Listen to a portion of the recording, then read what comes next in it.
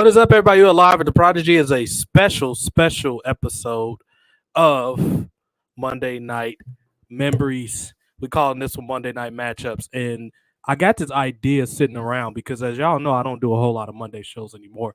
I loaded up over the weekend with shows. We did two shows. We did one. Me and Brian did our political show yesterday, and on Saturday, me and JoJo did for the first time in a long time, a best of both worlds episode where we talk MMA. Well, we did an MMA Saturday in general because my boy Derek Lewis, who I'm a big fan of, was scheduled to fight, but he got ill at the last minute. So we talked about all the other matches on the card extensively. So go check out that video on YouTube. And also we discussed AEW's fall extravaganza, have you, or big 4 pay-per-views, Full Gear, which had a solid match card. I don't know how the matches work because I didn't watch them. I saw Paige return, and I was happy that MJF won the championship. It's 3 years overdue. It was now or never, as I said, going in. It's hard to get excited about much of what AEW did, but we tried to get them some advice and some ideas on the show.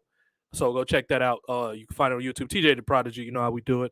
I don't know who's getting on this one because this one's kind of impromptu.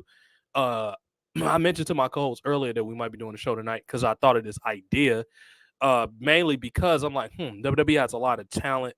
I like to be creative. I like to get them ideas. They more than likely not gonna listen to it, but it was a thought. And this might not even be long, especially if they don't get on here when the next they got a half an hour to get on here, and I'm gonna get off because there's a lot of other things I want to do. A lot of great video games coming out tomorrow, and I'm gonna get them on Game Pass when they're available. Tomorrow is like a huge, like for the first fall season, a big release for a lot of cool ass games, and I'm still in the middle of playing Cyberpunk. And I got family obligations. So this is not going to be a long episode because I gave y'all plenty of content over the weekend.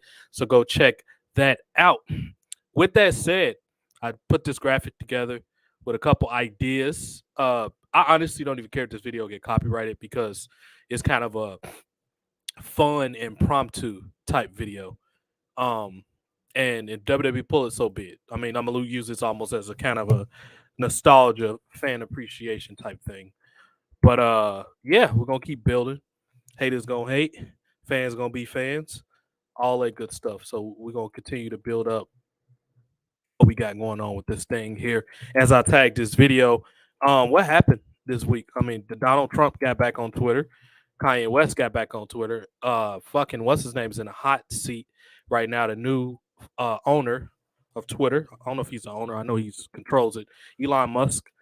I think those people should have got back on Twitter. That's going to upset some people, but if we live in a country, as we say, diplomatic country, that's freedom of speech for everybody. Why wouldn't they have it?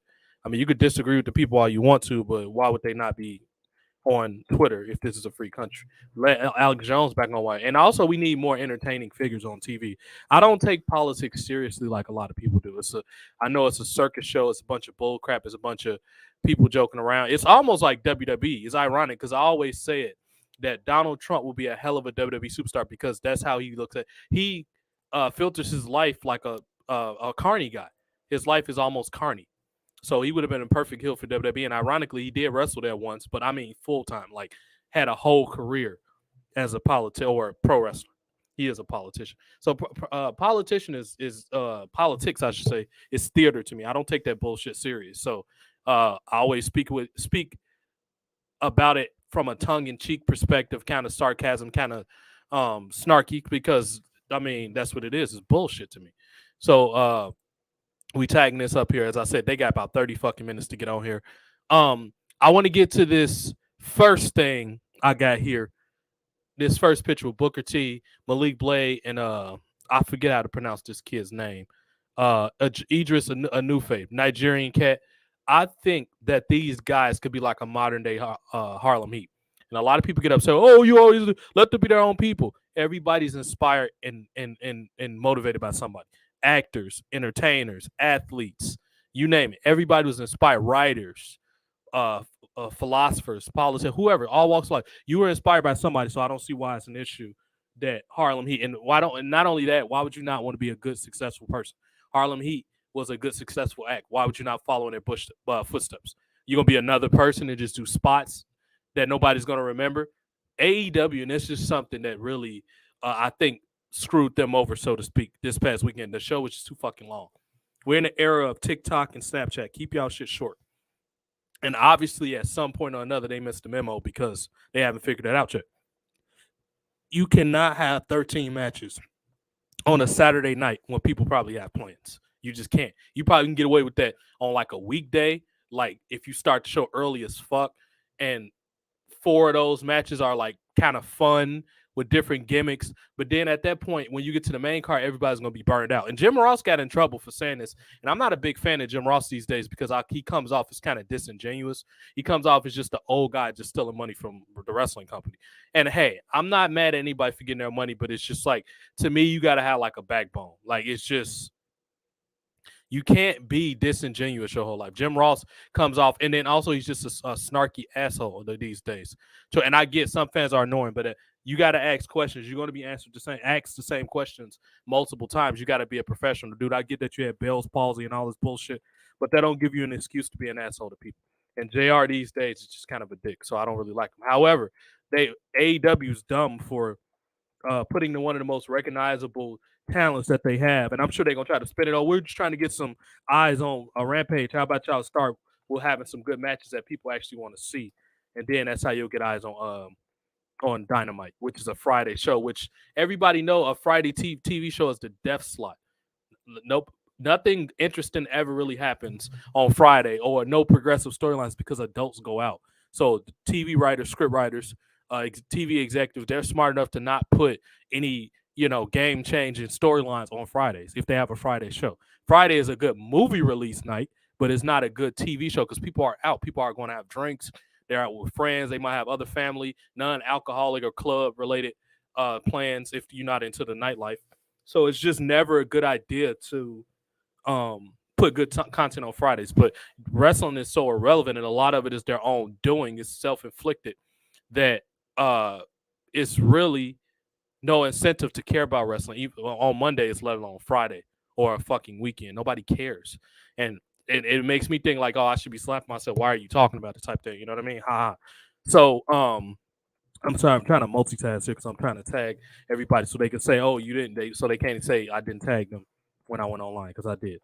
Um, I'm just more into video games these days now because wrestling just doesn't interest me anymore. They don't do anything. Vince McMahon leaving is one of the worst things. Now he need advisors, and all his ideas. I mean, he seemed exhausted on ideas, or just not even really exhausted on ideas. He was just set in his own ways with a lot of shit. But he could do a hell of a lot better than what Triple H is doing. I can guarantee you that.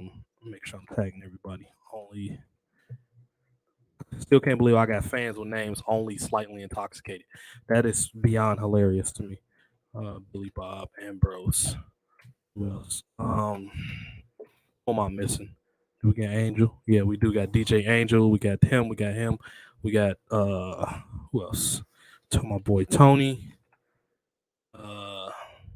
Okay, we got those people in there. But yeah, so let's start with this tag team. I haven't seen much of them, but just looking at them, I'm intrigued because both of them are fit, which something guys with their type of style usually aren't. They're usually just skinny, doughy, no tan. If they're none black, obviously. It seemed like they actually embrace fitness. Now, Malik Blade, the one kind of on the right, and I need y'all to put y'all eyes on the thumbnail. The guys behind Booker T. If you can see Booker T, that little small piece of him at the top, because I didn't want him to be the main focus. I wanted the tag team to be the main focus. And this first portion of matchup, I matched them up with legends because a big issue with wrestling now it's too much youth, and they don't want to listen, and you can't tell them anything. So that's a major issue with wrestling. So if you match them up with veterans that they're willing to listen to, that's a first step in the right direction and making them at least more recognizable to the viewer.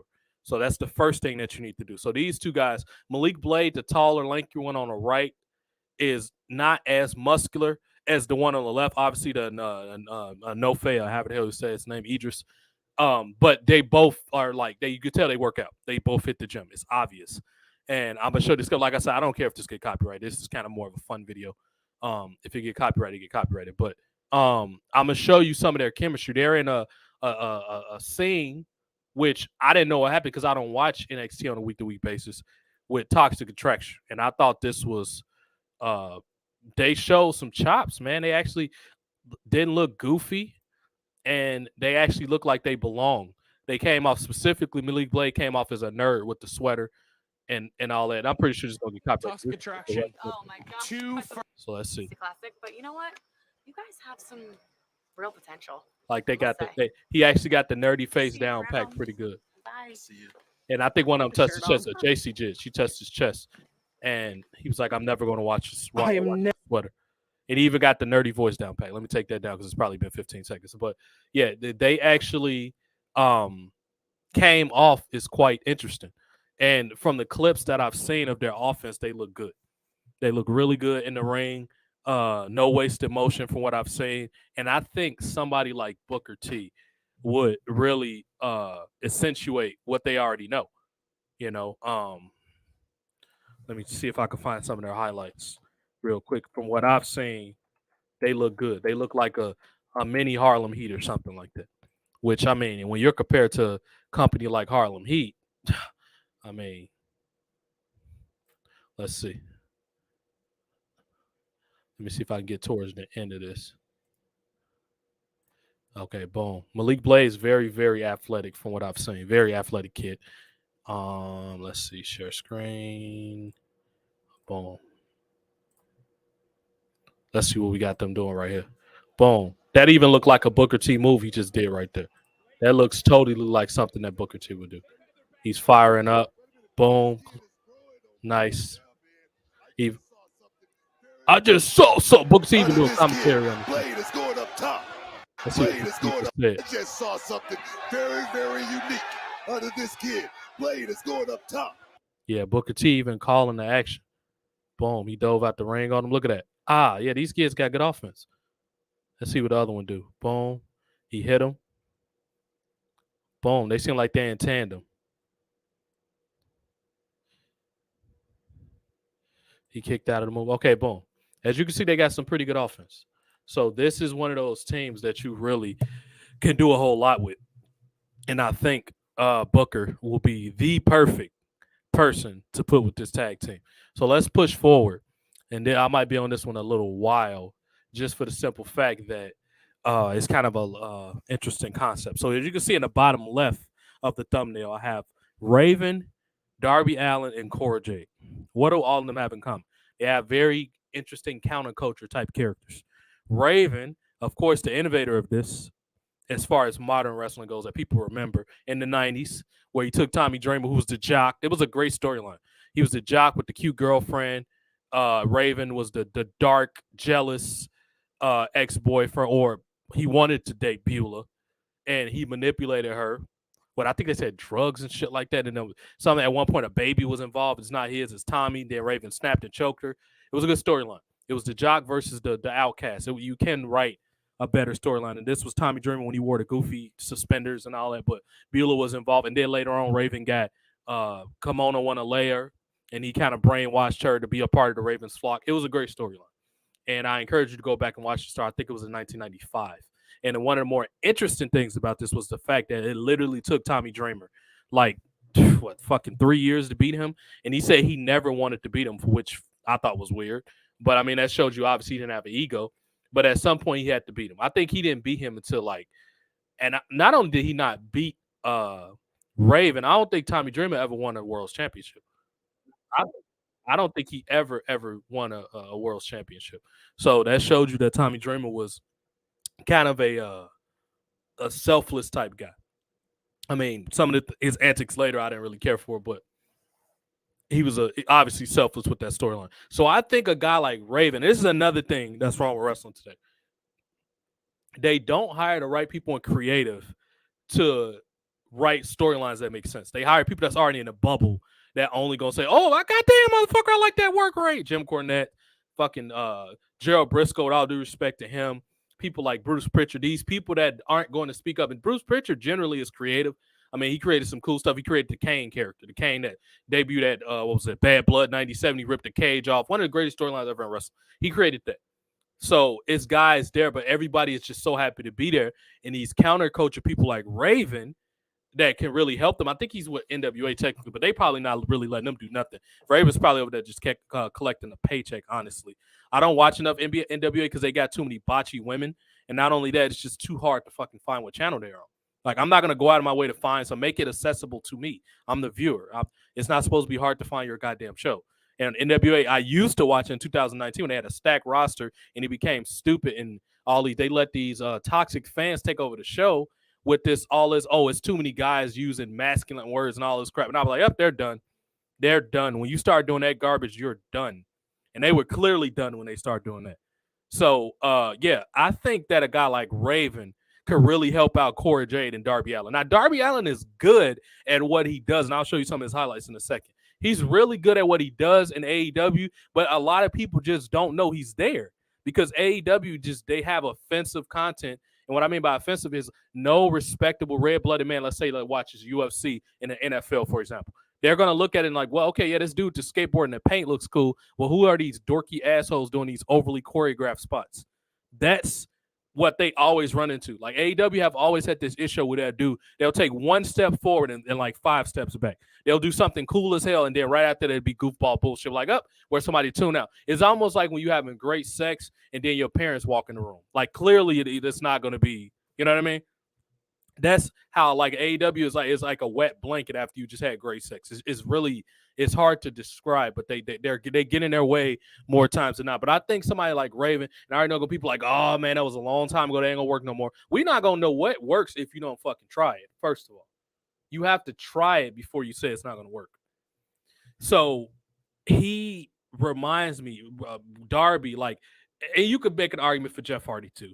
He reminds me of a mixture of Raven and Jeff Hardy, where he has the I'll do anything to my body aspect from Jeff Hardy, and he has the Raven psychology to his approach to his matches. Like when one of his first major matches was against Chris Jericho. This was like forever ago. This was AEW's first year, which at this point we're in year 3. It's a long fucking time ago.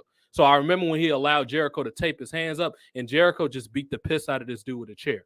And I'm looking like, holy shit, that looks violent, but that was the intent.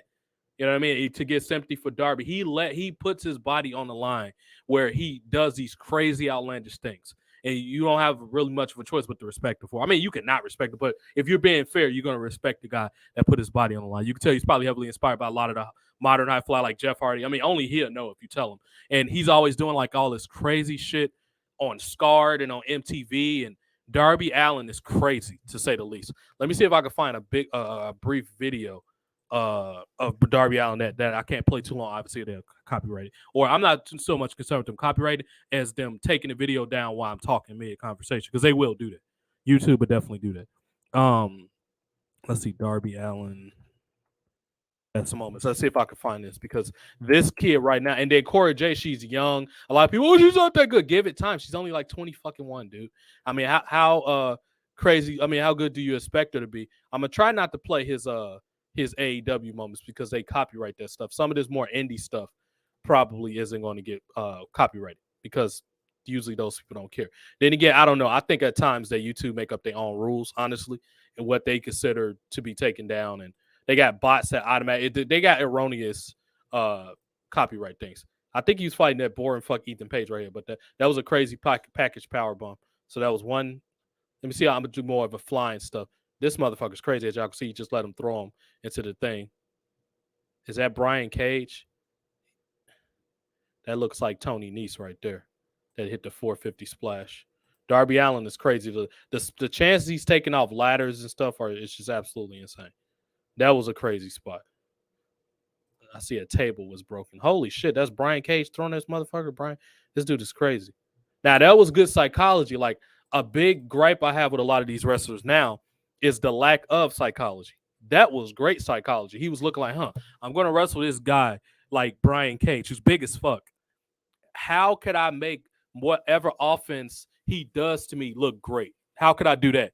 So that's what psychology is. It's not always, okay, knowing when to hit your finisher, even though that's part of it, and knowing what to do in matches and all that. It's also, let me look at whoever I'm going with tonight. Anything happen, you got to be willing to make the most out of the opportunities that you're given. Maybe I'll be a little more lit up if I turn this light on. Give me 1 second. Let me turn on my light. Probably. Okay, you'll see me stand up on the screen in a minute. So, yeah, it's taking what you are given that night and making it great. That's what psychology is in acting, as a performer, in any type of entertainment. That's essentially what it is. You have to know when and what to do a lot of the times. So the smart wrestlers get it. The ones that are marks for themselves, they don't get it. You know what I mean? And it's honestly the difference maker in who's a pro and who isn't. That's what a lot of the times these things come down to. And Darby Allin, a big plus with him is he has great psychology. He looks at every match for what it is. It's no coincidence that he's with Sting. Sting wouldn't allow this kid to be with him if he didn't know he was serious about what he was doing, and B, if he didn't think this kid was worth being with. And they haven't always done the best stuff. This is still AEW. AEW we're talking about. AEW, you got to take a lot of what you're going to get with companies like that, and they're not always going to have good content. More times than not, they're not going to have content that appeal to casual fans because they only seem interested at this moment in creating content for their most hardcore fans. So it's like really one of those things where you're either going to enjoy it or you're not.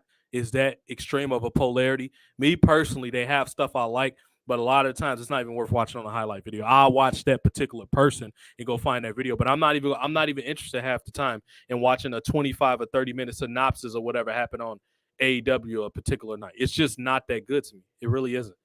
But however, who is good is this Darby Allin kid. He's beyond good. It's really good. And I think a veteran like Raven will even make him even better, honestly. Last but not, well, we got two more X to talk about as far as matchups, and maybe I'll go check out some NFL scores for the people that's interested in that. Team Taz in my bottom right over this way. Oh, other way, actually. Left from the face home space. That's Team Taz. This is another act that's been poorly used just for the simple fact that it's not enough people behind the scenes that are smart or in the know that's writing their material. Now, Taz tries his best because I know what to look for. And with guys like Taz, he knows how to do that. He's been there and done that before. He's been a top act in ECW. Well, pretty much ECW. And he's very instrumental in ECW One Night Stand. And if he didn't get his neck broken at such an early age, he obviously would have had way more great moments. One of the biggest what ifs that a lot of people had about Taz was what would have happened if the ECW badass, which was him, went against the WWF badass, which is Stone Cold. What would have happened? What would have happened if Taz would have had the opportunity to work with people like The Rock or people like, well, he worked with Triple H in one match. But the top guy with Foley, he worked with Foley probably in ECW. But if he worked with him on a bigger stage for a big title, even if they would have worked for the hardcore title at a WrestleMania, that would have been like the complimentary pat on the back that, oh, ECW arrived. They can be on a big budget. And it could have been like not as risque as it was on ECW. It could have been like on a quality level that Edge and Foley had at WrestleMania 22, which was in my hometown. I hate that I wasn't able to go. In 2006, I was in 8th grade when that happened. It was fucking awesome. But Edge and Foley had what is considered an acceptable, probably like a cable TV hardcore rules match as opposed to a TVMA. They had like a PG-13 hardcore match. The most hardcore thing they did probably was that spear through that flaming table. That was the most hardcore thing. So I feel like Taz and Foley could have got away with that type of match. They weren't going to be able to get away with the ECW true type match. So yeah, these Team Taz, I feel like if they were in WWE, they will be used a lot better, more than likely. Not probably under Triple H's regime. I would say under like a Vince Russo. Like keep in mind, this is all hypothetical. We're speaking from a perspective that these are people that were booked by good people, that were good writers, that knew how to handle their characters.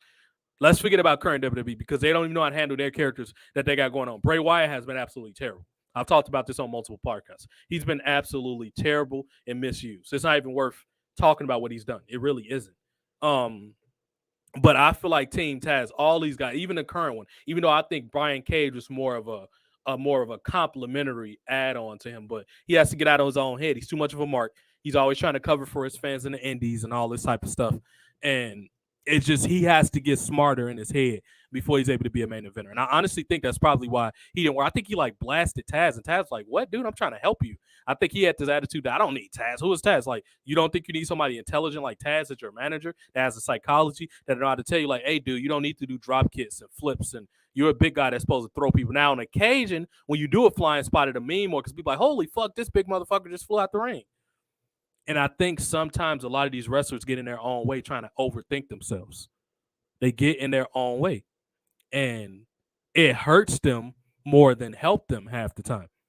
So Taz would have been a great compliment, but let's go with the Team Taz that we have on the poster here. We got his son, the one with the white tank top, right to them. I call him right next to him with the FTW title, which means F the world, was Taz's own created belt. And I'm going to get on this belt in just a second, but the person that's holding it is a prospective star, but he needs to go to WWE. He even sarcastically tweeted like, "Hey, Tony, stop allowing all these NXT guys to come over here." I'm sure he was dead ass serious, but he said it in a sarcastic way where he could have got away with it. And that's Ricky Starks, all day Ricky Starks, big Undertaker fan. I've talked to him a couple times. He's from I think New Orleans, but I think he trained in Houston. Might have been influenced by Booker T. He gets it. He's a smart guy, but he's around the wrong type of people. And I think of all these people probably on here that I just mentioned, he would benefit going to AEW probably more than any young star there. Him, Jade Cargill, who else? I think Britt Baker got a nice little run ahead of her if she ever wants to go to WWE. I mean, her husband was there for many years, which is Adam Cole. Ricky Starks, I call him the Pebble. You could tell he was very inspired by The Rock. Even the glasses and stuff he wear, the shirt. He was heavily inspired by The Rock. Heavily. It's obvious. Of course, Taz, the legend in the middle, with making a hand gesture with the hat, the orange hat. And then next to him, Powerhouse Hobbs. You talking about another young perspective. If he don't get in his own way and get infected by these people and all that, he's going to be a hell of a star himself. Powerhouse Hobbs, he's already a big son of a gun. He looks like a more serious Big E. And he got his own style. You got the overall that say FTW and all that type of stuff on there. He's the enforcer of the group. It's a lot you could do with these people. And how could I skip over Jade Cargill? She's kind of her own thing. She's the girl that's doing the flex thing with the bluish hair and the green. She like Katana from Mortal Kombat. I'm pretty sure that's what she was going for. Another extremely talented. She should be the AEW World's Women's Champion. She's the kind of the mid card, which is a TBS television champion. She's the women's television champion right now. She should be the world's champion, honestly. And hopefully this is something that they fix going into 2023, but I won't be surprised if they don't, considering the type of people that they have over there. They don't have smart people. And this has been a central point that I've been making in this 30-minute video, that they just don't have enough people in the know that's working for this company. And it's really bad because wrestling, when done right, is one of the best live things you can have on TV. You can run ads. You can sell toys. It has everything you can want from a TV show: drama, improvisation, comedy, good acting, gorgeous women, cool looking hardcore matches, fights, when it's written properly. And a lot of these young kids just need guidance in these companies. They need, or I should say young talents, not young kids, because a lot of them are older than me. I'm 31, but they need a chance to display what they already have. Or in some cases, a lot of cases with this one in particular, they need somebody that's intelligent to get it out of them. Somebody like a Raven, or God rest his soul, if Scott Hall was still around, he can help a lot of the big guys. Or the franchise Shane Douglas, or Rene Dupree. I listen to his podcast. He has a lot of great ideas. In some cases, Jim Cornette. Don't give him complete reins because the show will be terrible, but he understands tag team wrestling and how heel managers are supposed to act, because he was involved with that at his greatest point in the mid to late 1980s. He was one of the greatest managers and tag team bookers ever. That was his shtick, so he got it. So a lot of these acts need guidance with how to put their matches together, how and when not to do something. All these really small, detailed things that a lot of people will overlook, but these things are important. So, yeah, that's Team Taz. Oh man, I only can imagine what they would have been like in the Ruthless Aggression. Some of that, like the when Taz, I felt like this was the glimpse of greatness with Team Taz when he had Brian Cage, and Brian Cage was in a feud with John Moxley, aka Dean Ambrose, and he attacked them in the back, and they powerbombed him on that car through that glass. To me, that came off as like a Brooklyn Mafia type thing, and I'm pretty sure that's what Taz was going for. In his mind, he's the Godfather, which is great because Taz is an extremely talented guy. If they would have went more of that route and made them serious as opposed to just another faction, and then they had them feuding with each other too early and all this crazy stuff, I feel like we would have been talking, or AEW would have had something, because it's a group of kids that's into that type of stuff. I'm a big fan of mob and crime movies anyway. That's almost like, other than horror, it's my favorite type of movies because it's real, it's gritty, it's legit, and I feel like wrestling should be scripted that way. It should be written. It's not. It's a TV show. It's not a fucking sport. Like everybody keeps saying, it's a sport. No, it's not. If it was a sport, they will be not throwing fake punches, and people will be speaking about them in the know. The mainstream will be speaking about them as superlatives, like they will be on ESPN and stuff like that. When they're on there, it's only usually because of Brock Lesnar, or maybe they paid for Charlotte Flair to get on there or something like that. It's one of the people that's important that's usually on there. But wrestling is not relevant enough to be on ESPN. Fucking boring ass AWA back in what, the like late 80s was on ESPN. That was one of the most boring. It was supposed to be for Mid South, but they couldn't. Mid South at that point had went out of business, which I thought would have been a better product to have on ESPN. AWA, yeah, I guess if you was an amateur wrestling fan, it was interesting, but that shit was boring. They had some good acts there, but over like Mr. Perfect, Scott Hall, I think Hogan was there, Sergeant Slaughter, but overall it was boring as shit. Last but not least, somebody that people compare. And I get the comparison a little bit, but he needs to stay in character. I'm talking about this dude is going to be a star if he keeps his head on tight and he stops listening to bad advice from people that don't know. And that's MJF. He's next to Roddy Piper in the top right under the word matchup. That's them there. I think if he continues to get good advice, this kid has a future in front of him. I'm saying kid because he's younger than me. He's like 26 or 7. He's still got a lot of growing up to do. So Piper, a lot of people compare to Piper because he tears he do tear people another you know what on the mic. He tears them a new asshole most of the time. But when he go to his hometown in upstate New York, like he breaks character. Like, come on, dude, you can't do that. You have to be special, be unique, be one of the few people that doesn't break character. He already did that probably 2 or 3 times already. So I think he has the most potential out of everybody. And I would love to play his promos, but a lot of them are kind of too long, especially too long, and I'll definitely get copyrighted if I play them here. But go check out MJF AEW. He cuts great promos. Because when people think of professional wrestling, they think of louder than life personalities. Macho Man. Oh, yeah. Oh, let me tell you something, brother. The Macho Man. Oh, yeah. Who else? Hey, yo, Chico. Scott Hall. Ho, The Rock. Jabroni. What are you strutting at? Well, damn, son. These are the people they think of, these loud, larger-than-life personalities, not these goofballs doing kicks for no reason, kicking out of constant finishing moves. These are not the people that people think of. They think of this. So, yeah, this was a short one. I told them they had to 9 o'clock, gave them the 9:05. Nobody's here. I'll catch y'all on the next one. I'll be in talks with them sometime this week to see. Maybe we'll do one tomorrow if it's interesting. If not, sometime this week. Y'all can catch me on Twitch at King Prodigy Games on Twitch. Catch me on Twitch. And my Twitter is TJTime1991.